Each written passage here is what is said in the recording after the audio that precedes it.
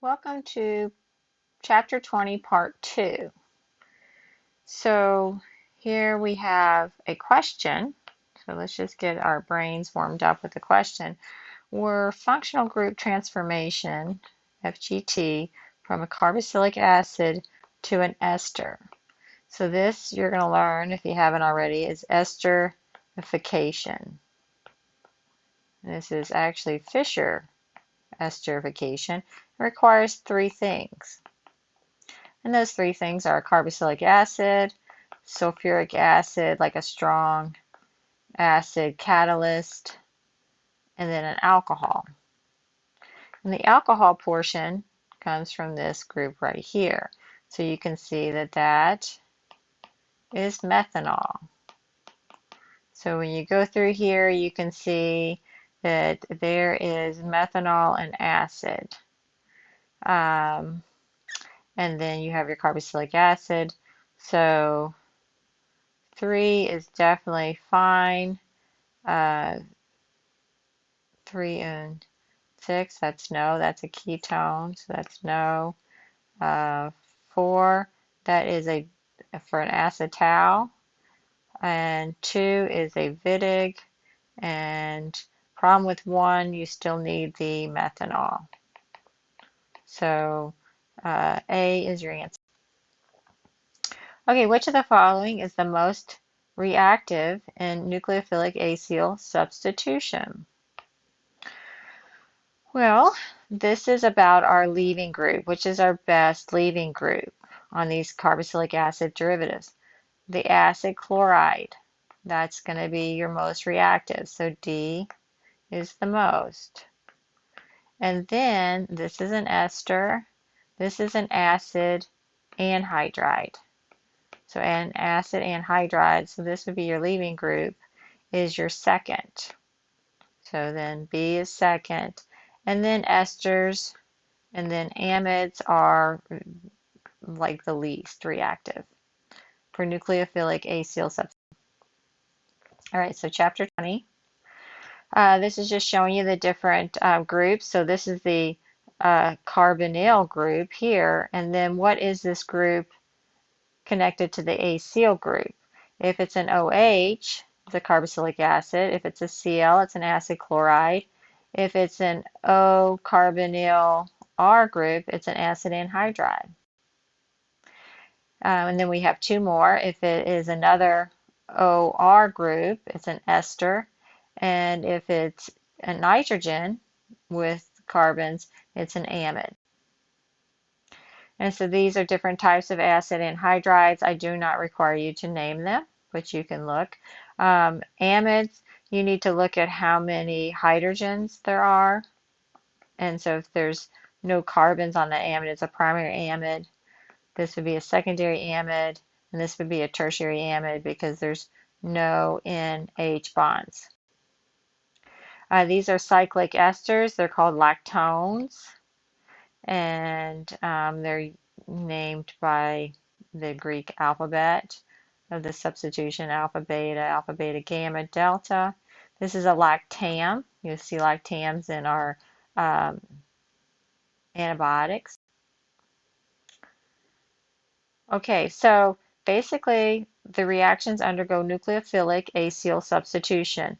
And so this means that the nucleophile will come and add to that carbonyl, and you get a tetrahedral intermediate. And so here a tetrahedral intermediate has 4 things, and then you have your nucleophile that makes that new bond. But now what happens is this reforms the carbonyl. So we reform the carbonyl. That's energetically favorable. And Z is a leaving group. A lot of times you'll see me write leaving group LG. And so then this becomes with the nucleophile added on. And so this is how you do substitution. Acyl, this is your acyl, and your nucleophile is what's doing the substitution. And this is a flat sp2 hybridized system, as you can see. And so your nucleophile is able to come from the top, and it's also able to come from the bottom. And this is your electrophile. So the important thing is here we can convert, so we can do conversion of different carboxylic acid derivatives. And so you kind of need to know the reactivity.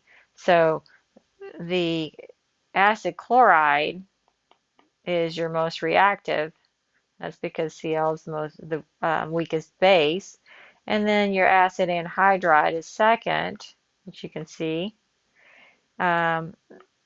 These are similar in bases, but your ester is going to be the next reactive, then the carboxylic acid, and then the amide. And you can see the amide is the strongest base. And so the basicity of the Z, or the leaving group, determines the stability. So amides are your most stable. That means they're going to be the hardest to convert into other carboxylic acid derivatives. Well, that's a good thing, folks, because our proteins, our amino acids, they're made of amide bonds. Okay, so we're glad that those are stable. All right, so this is just explaining why acid chlorides react the fastest, and it's related to pK. Okay, I just need you to know that these are acid chlorides. I'm not asking you to name these different acid chlorides, but if you needed to for your homework, you have resources.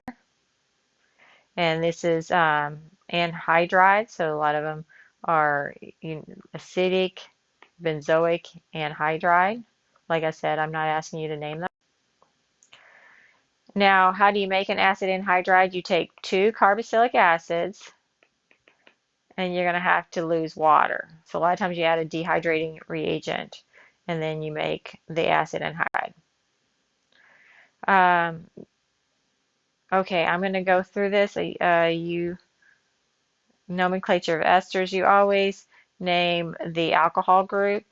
That's ethyl. This is a tert-butyl, and then you name this. So this would be ethyl acetic or acetate. So it's 8. Or it could be ethanoate. Ethanoate. So this could also be ethyl ethanoate. That's the IUPAC name for this ester. So you always name the alcohol portion first. See tert-butyl, and then you name the acyl component. Nomenclatures for amides. You just acetamide, benzamide. These are nomenclature that's common. There's an example. I don't require you to name amides. The nomenclature, here's some more examples. I do expect you to recognize that this is an amide, and this is an ester, this is an acid anhydride, and this is an acid chloride. Now, intermolecular forces, IMF, intermolecular forces. These are important because these determine physical properties such as boiling points, melting points, solubility. And so, because nitrogen has a hydrogen, so a hydrogen bonded to a nitrogen or an oxygen or a fluorine does hydrogen bonding. So these have the amides. Amides are very, very, very, very high boiling points and melting points. Most of the time they're going to be solids at room temperature because they're doing this intermolecular hydrogen bonding. And so you can see this. Here we have a boiling point. These are all similar in molecular weights. You can see 73 to 78. and the highest boiling point is 213 degrees Celsius, which you know water boils at 100 degrees Celsius. So 213 is really high because amides do the hydrogen bonding. And you can see that these other ones are just intermolecular forces are not hydrogen bonding. They're just going to be dipole-dipole.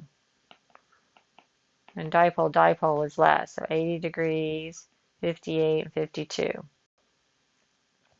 The IR, you're always going to look for a carbonyl absorption for these because these are carboxylic acid derivatives. So the first thing you do is you look to see if you have a carbonyl, and then you look in the NH. If you see an NH, you can say, oh, I have an amide. And the question is, do you have one or two? So if you have, these usually show up like peaks like that. So that would be a secondary amide because that would be two NH stretches in around 3,400 reciprocal centimeters. If you have a carboxylic acid around 3,400, you have this big, broad, I call it the alcohol belly in the IR, but you would also have to have the carbonyl. So you can look at that. The carbonyl peak on a carbon NMR spectra is around 180 ppm. And so if you're working in the lab and you need to refer to the spectroscopy IR shifts, you can look at these, and NMR peaks, you can look at those. Okay, so esters are usually responsible for a lot of the odors we smell, like in the perfume industry. So here, this is pineapple. So this has a methyl alcohol component, and then it has a methyl 2-methylbutanoate. This is an ethyl, and this is a butanoate. So ethyl butanoate. Smells like mango. This is isoamyl, and this is acetate, and that's odor of a banana. Vitamin C is synthesized from plants. It's water soluble. And these are just showing you cyclic esters. So a cyclic ester would be a lactone. And so that's a lactone. And you can see this is also a lactone. And this is a ginkgo, the cocoa plant. All right, so this is just kind of showing you naturally occurring molecules that have these functional groups. So just kind of to be aware, this is the amide. You see we have amides here. And this is a protein. And a protein is like a peptide bond. It's a polymer of amide bonds. A wool. So if you have wool, wool is a peptide. So it's just an amide functional group.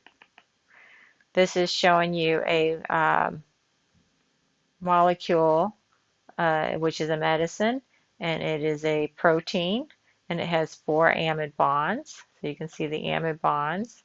Now, a lot of our drug molecules that have peptides in them or amino acid bonds, they are injectables. Now, why would they be injectables? Well, they're injectables because your stomach has basically hydrochloric acid, right? I mean, and it can hydrolyze the amide bonds because that's how we hydrolyze our proteins. And if you need to get a drug that's a protein or a peptide bond in your system, you're going to have to inject it in your blood so it can bypass the stomach. This is other drugs like this is a lactam. It's in penicillin. So you got your beta lactams. Here's your alpha and beta. Okay, so these carboxylic acid derivatives, they undergo nucleophilic acyl substitution. So whatever the Z is going to be your leaving group, and your nucleophile is going to substitute the Z. It's going to replace the Z. And so this is the mechanism I do expect you to be able to do on your exam. You have the nucleophile adding to the electrophile, and making a tetrahedral intermediate. I expect to see the tetrahedral intermediate.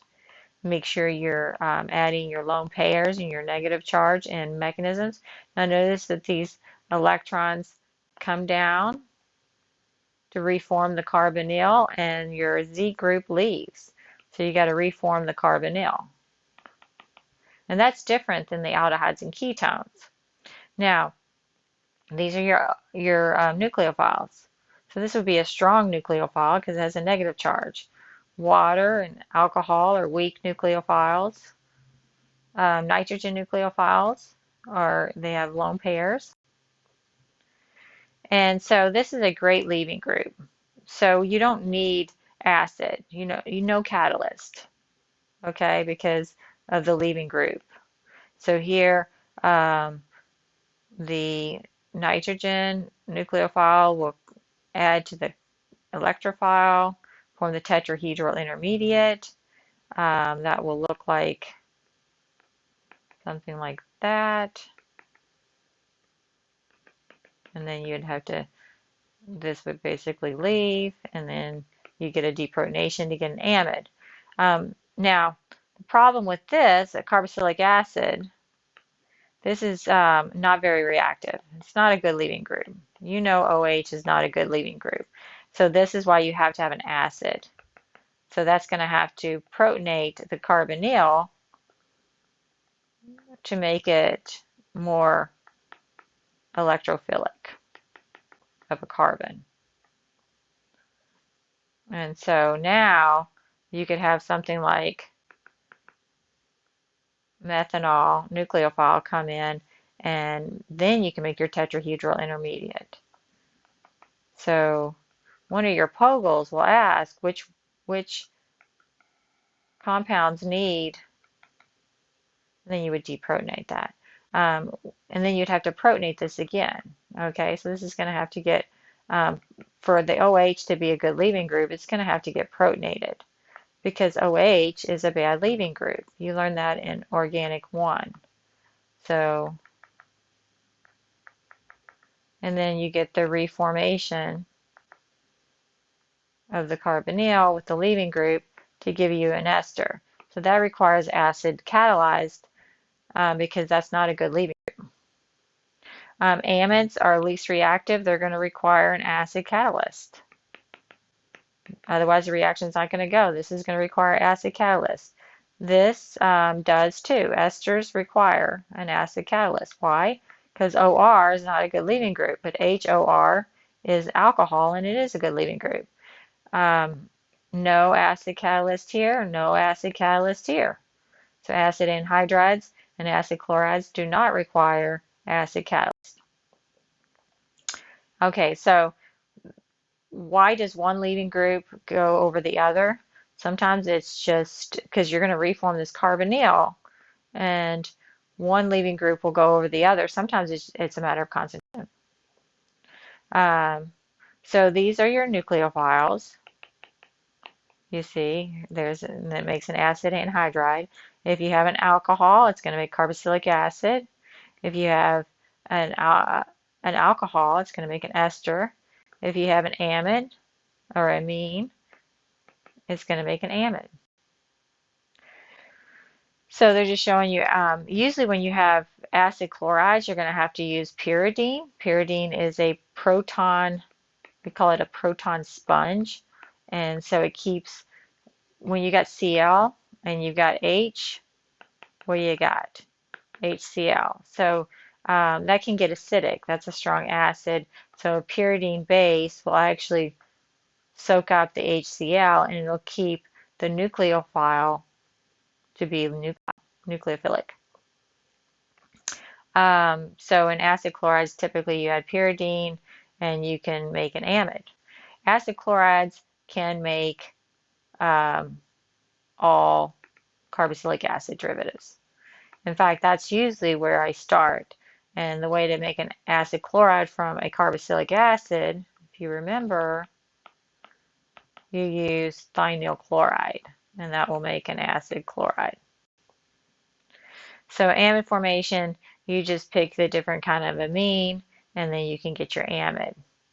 They're showing you DEET is a popular third degree. Okay, so here this is making an acid anhydride because your nucleophile is a um, carboxylate anion. And you make your tetrahedral intermediate, and then you reform your carbonyl seal. Such a good leaving group. This happens very quickly, and that's how you make an acid anhydride. Here, if you have water, you're going to make a carboxylic acid. General reactions of acid anhydrides. You can take a nucleophile, and the acid anhydride is going to be your leaving group. Now notice that anhydrides are somewhat less reactive than acid chlorides. And like I said, if I was doing a reaction and it was happening too fast, and so my yields were low and it was messy and I was getting byproducts with an acid chloride, I would switch out to an acid anhydride. And sometimes I can do that at room temperature. And they're just showing you your different nucleophiles. This is your leaving group, acid anhydride. Notice also the oxygen leaves. And then if you substitute, these are your nucleophiles. So if you have an OH, carboxylic acid, OR, so some kind of alcohol, you're going to make an ester. An amine, you're going to make an amide. And then this is the mechanism. So if you need to look at that, you can see that the nucleophile attacks the carbonyl, makes your tetrahedral intermediate. Don't forget your deprotonation step, and then you have your reform of the carbonyl. And upon reform of the carbonyl, you have a leaving group. Okay, so if you transfer an acyl group, these are called acylations. So these are common in the lab. You usually just get some acidic anhydride and pyridine, and you stir it around overnight. So acidic anhydride is this compound here, AC2O. It's acidic anhydride. And you can acetylate an OH group or a nitrogen. Here, morphine is acetylated by these OH. So this is morphine is naturally occurring, okay? And but heroin is acetylated. So this is synthetic. So heroin is made by man or female, human being person. And heroin is a lot more toxic, more effective because it can cross the blood-brain barrier because it's less polar. See? So what you did was you changed the polarity by acetylating the OH groups. These are polar, and so it's harder to get across the blood-brain barrier. Okay, so now you got to keep in mind acid. If you have carboxylic acid, you also have acid-base reactions. Deprotonating and doing an acid-base reaction, because it's an H, they always happen first. Okay, they're the fastest and they happen first. So anytime there's an acid-base reaction, you got to look for that. Okay, this is a very important reaction here with thionyl chloride. Thionyl chloride will actually convert a carboxylic acid into an acid chloride. That's a very important reaction because once you get to an acid chloride, you can go to all different carboxylic acid derivatives. This is a cyclic anhydride. You just lose water here with heat. This is a Fischer esterification. So we're going to make carboxylic acid, alcohol, and sulfuric acid makes the ester. This is really hard to do. Okay, so I'm just going to go with that's like hard to do, not going to happen. But this is the way in industry you make an amide from a carboxylic acid. So you can go from an acid chloride and react it with an amine. Okay, so you could do that, and then you've got an amide. You could do that. Or you could do this, the DCC. And so we're going to see some slides on that. So here's thionyl chloride converting a carboxylic acid into an acid chloride. What's nice is this SO2 is gas, and so is HCl, which is gas. It will just bubble out of your solution. So it's a very clean reaction. You don't have to know this mechanism, okay? But basically what's happening is the carboxylic acid OH is a bad leaving group, right? So it's a bad leaving group, and so it makes a thiol ester. See, this is a thiol ester, which is a great leaving group. And also, in doing so, it also releases an internal nucleophile. And that internal nucleophile then will, which is Cl minus, comes from the thionyl chloride, will make this, will be the nucleophile and does the nucleophilic acyl substitution to make the acid chloride. All right, so what are the missing reagents below? Well, you're going from a carboxylic acid to an acid chloride. So you know one reagent that'll do that. So here's your reagent, thionyl chloride. And then you want to make an amide. So you got to have the nitrogen nucleophile. And then it makes your tetrahedral intermediate.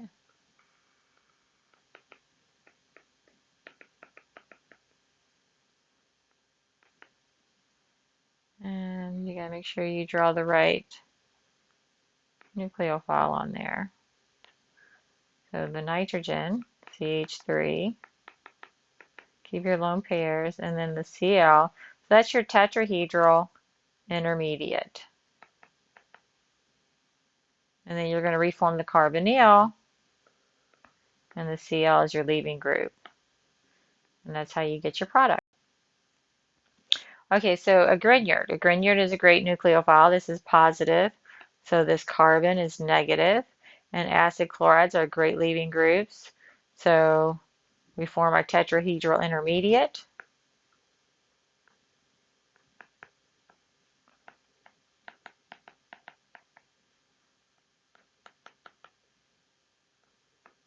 All right, so that's our tetrahedral intermediate. And now we reform our carbonyl. So tetrahedral intermediate. Now we're going to reform our carbonyl with the Cl being the leaving group.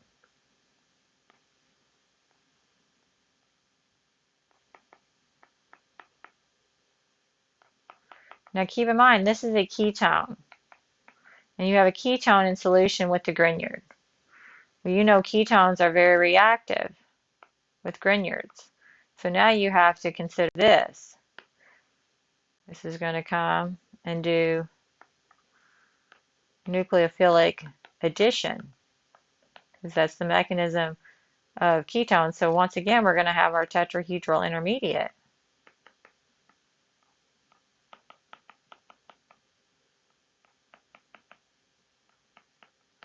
And now we don't have a leaving group, and so the water, or you can do a little bit of acidic water, is going to come in and protonate that.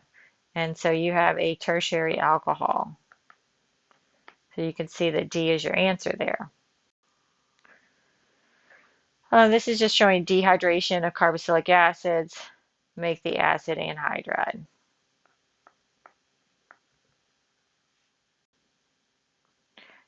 This is Fischer esterification. See, Fischer esterification.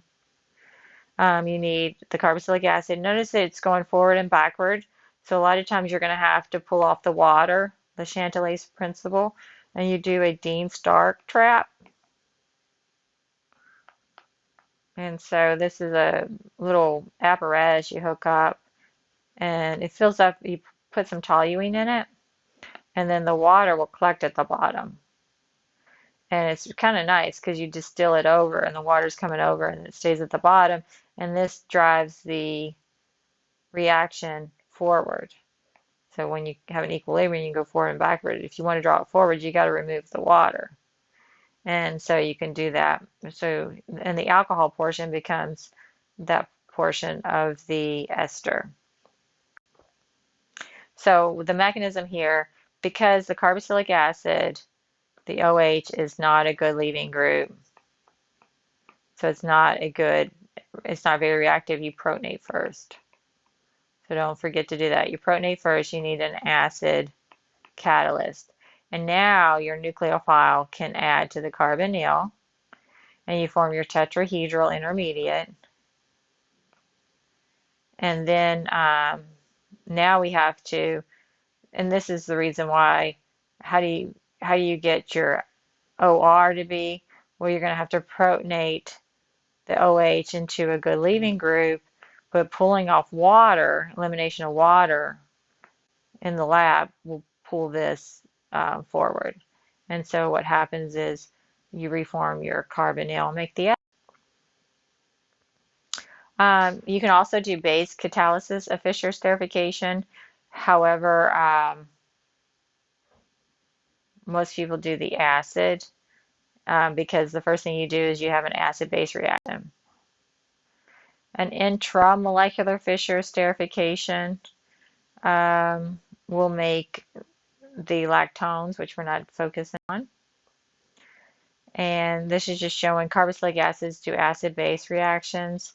So this is not a good way to make amides. Okay, so this is not a good way to make amides. This is not a good way to make amides. Okay, not a good way. This is a great way to make amides. So this is the way industry makes amides. You take your carboxylic acid and you take your amine, and you're going to have to take some kind of dehydrating agent. These are diamides. And you can get lots of different diamides.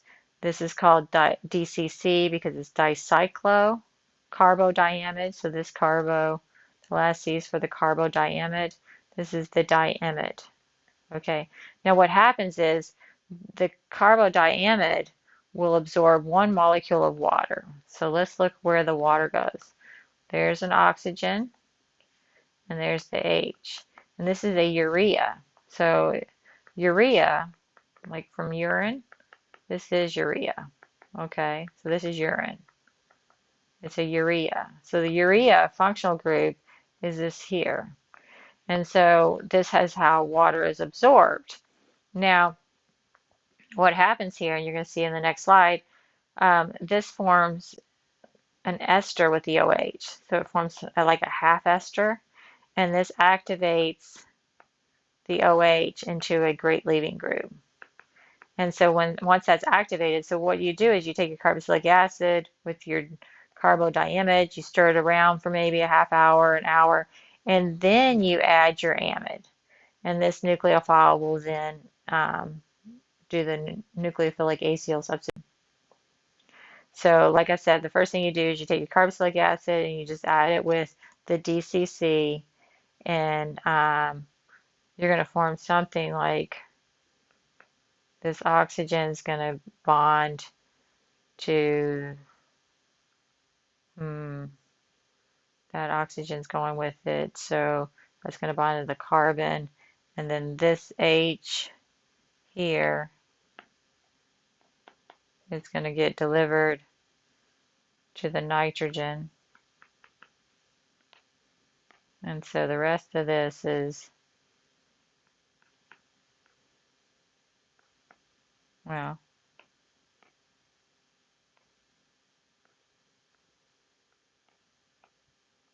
so you're going to get some kind of activation like this, where this oxygen and this hydrogen is going to go to the carbon, and then H is going to go there, and then you're going to have now your, you don't need to know this mechanism, but I think sometimes the mechanisms are good for understanding. This nucleophile will come in, form your tetrahedral intermediate, and then it will go on to form the amide.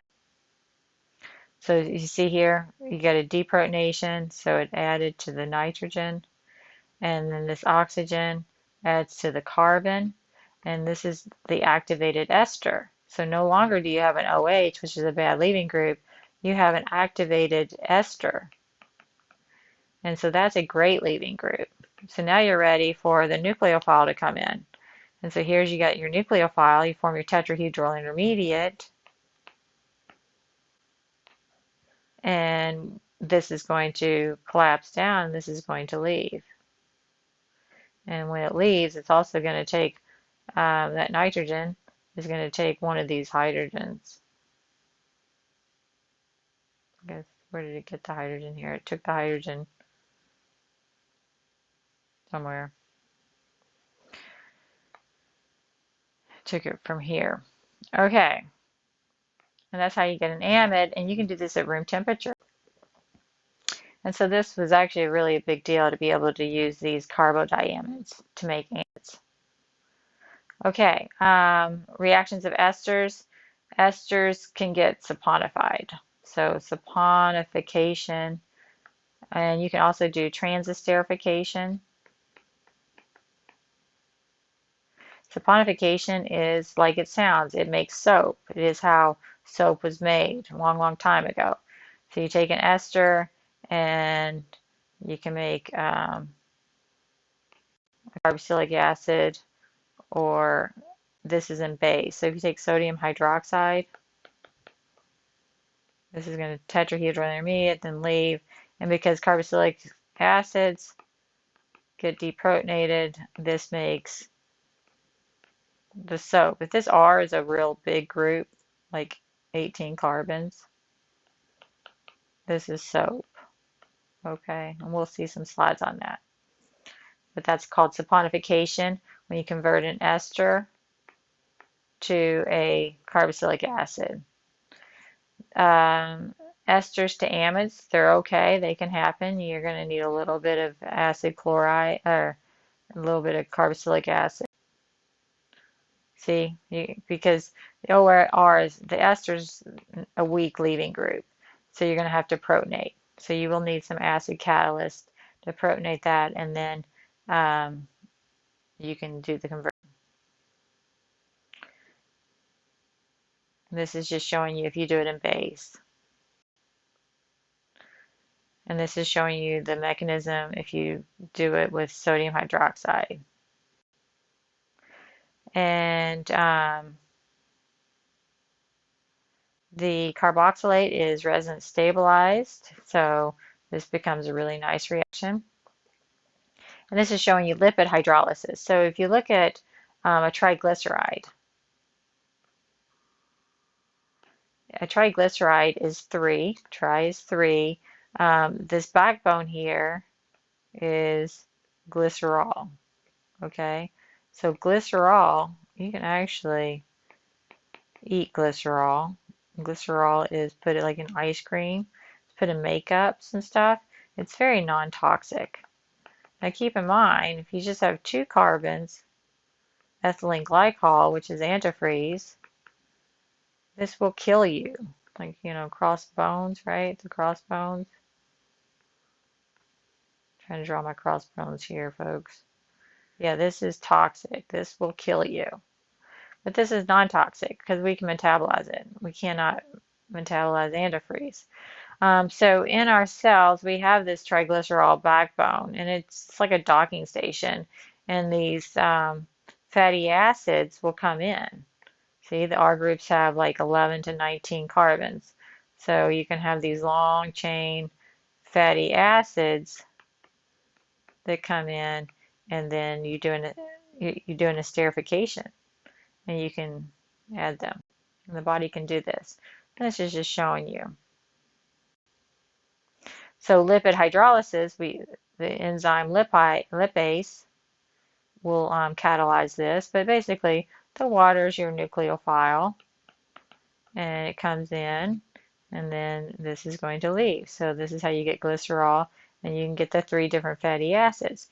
And so the fatty acids can ride on these, what I call like lipid boats in our blood, and then when they go into the cells, they get esterified on this glycerol backbone, and that's where they're stored. But then when you're like I'm going to go exercise today, okay, and I might need to burn some fat. when I need to burn some fat, my body will get triggered to release one or two of these fatty acids, and so then they can get gone through the Krebs cycle and give me some energy. Oh, this is kind of interesting. Olestra. Olestra is made by Procter and Gamble, and it was there was a scientist. I think this was late 70s, but in 80s. Scientist was working on baby formulas, and baby formulas have a hard time digesting regular milk. So the design was to put a lot of these fatty acids on this sugar backbone. And so what happened was, oh my gosh, this tastes so fatty. It's good. It's a fat substitute. It's great, right? But the problem is it's not digested, so it's not absorbed. And so since it's not absorbed, it goes right through us. Well, if it goes right through us, we get stuff like diarrhea. I don't even know how to spell diarrhea, but you get diarrhea. And FDA kind of blocked this from getting on the market because they worried about overuse. So we have these fat vitamins, D, E, A, and K, and the problem is they require fat to be absorbed. And so FDA was concerned that there might be a vitamin malnutrition issue if this was widely available. Okay, so how do we make soap? Well, soap is prepared by the saponification reaction with sodium hydroxide. This was done back in, like, I want to say maybe even before Christ's time, okay? So it was up on the Nile River. They would do sacrifices of animals, and then when the rains would come, this thing called potash would float down the river from the sacrifices. And so the thing is, you had animal fat from the animals being sacrificed with the potassium hydroxide. And then when the rains would come, the women that were cleaning the clothes down in the river would get these soapy suds. And they would notice, like, when they were cleaning down by the river, they had these soapy suds and it got their clothes clean. And so this is how soap became discovered.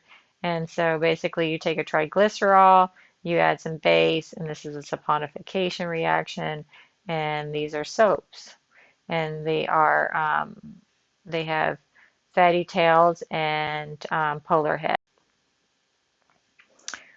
Okay, amides are the least reactive, so and that's a good thing because we want our proteins to be very stable, our amino acids.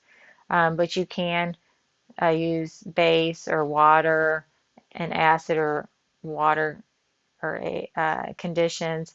You're going to have to add heat. I have done this over a weekend before. Don't like to do this. If there's another way you can do it, I mean, you're adding heat. It's hard on your molecules. Not ideal. So I don't really teach amide hydrolysis, but it's here. Beta-lactam is just an example of a molecule that's widely available in, it's an amide, intramolecular amide. And this is showing you, it's basically a reaction where the active enzyme does a nucleophilic acyl substitution reaction.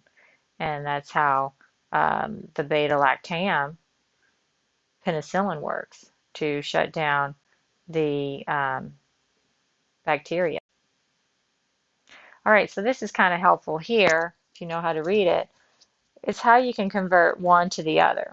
Like I told you, acid chlorides, well, we don't care here because they're both acid chlorides, but you can go from an acid chloride to an acid anhydride to a carboxylic acid to an ester to an amide, see? Easily. And then the second reactivity here is acid anhydride. Notice you can't go there, okay? And this is the same there, but you can go from an acid anhydride to a carboxylic acid to an ester to an amide. Carboxylic acids, let me just tell you, you want to go carboxylic acid, add thionyl chloride, and go to the acid chloride.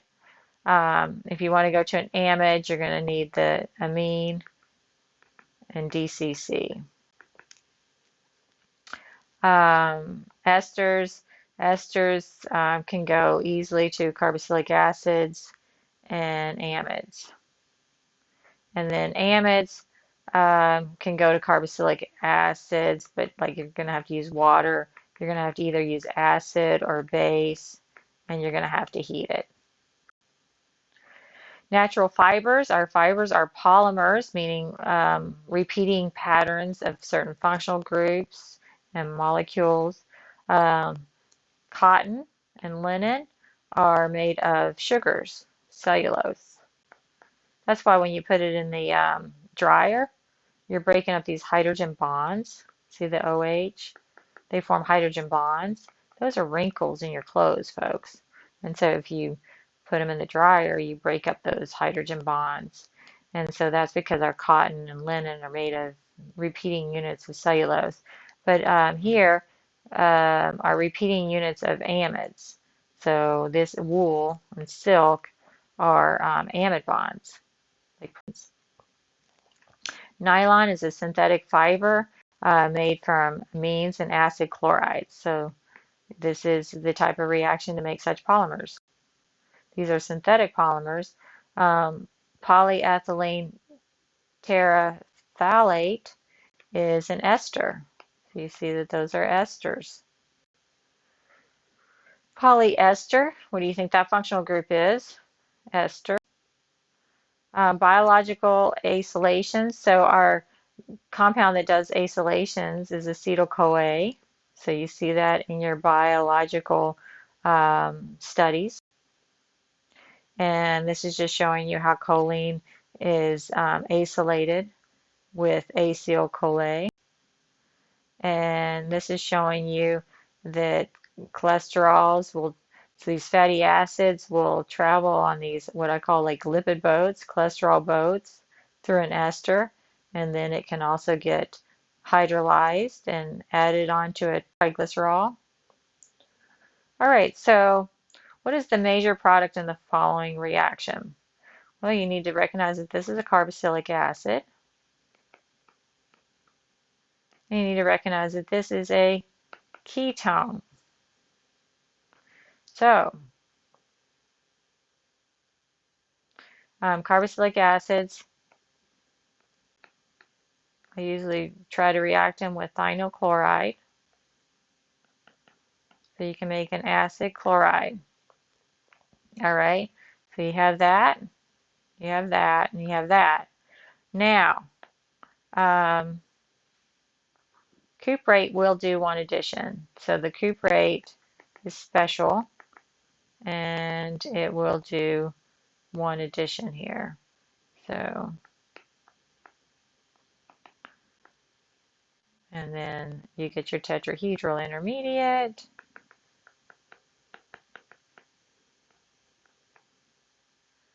This is sloppy, I apologize. But anyway, you get one addition, and that makes a ketone. So the answer is D. B would be esterification. C would have been a tertiary alcohol. Remember that would add, actually that wouldn't even add because this one, A, would be a tertiary alcohol. And that wraps up part 2.